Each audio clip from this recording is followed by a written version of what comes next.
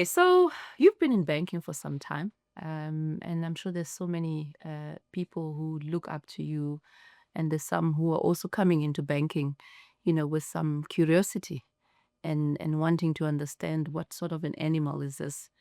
So, what's a banking industry myth that if you had a rand for every time you had it, you'll never have to buy your own copy again? Sure. Yeah, I think it's an interesting question, that KG. There's one statement that I often hear.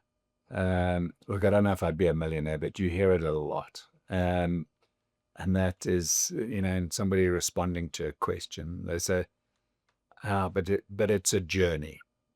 And instantly goes through my mind as like, well, they're basically preparing you for this is going to take a long time. It's a word that doesn't really resonate with me. I actually like to know how's it happening, when's it happening, and so on. I know that you spent some time outside of the country in your early days of your career. Do you want to touch on that? I mean, what were your learnings from a banking perspective, and isn't the difference between if you think of South African or, African continent type of banking versus the things that you've learned in your early career, and how you're using that in today's? The key piece for me in banking was actually in London.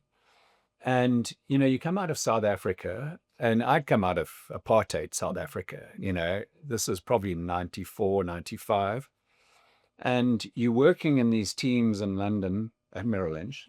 And it was just such a diverse group of people.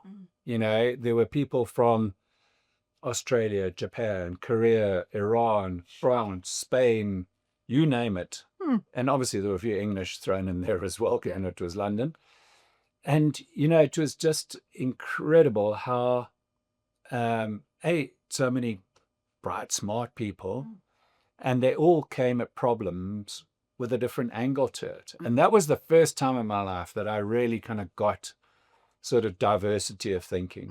They didn't all approach it like maybe in South Africa, we go to university and you're trained in a way and you come out and you think in a set way. And I'm not saying that's bad, but you suddenly realize they approach it with a completely different angle.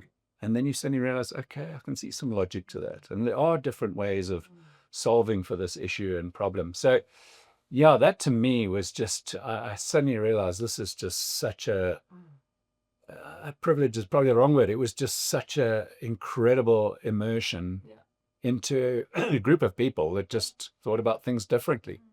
So yeah, that was probably my big kind of banking experience that really had a profound effect on me for a long, long time, and still to this day. Awesome.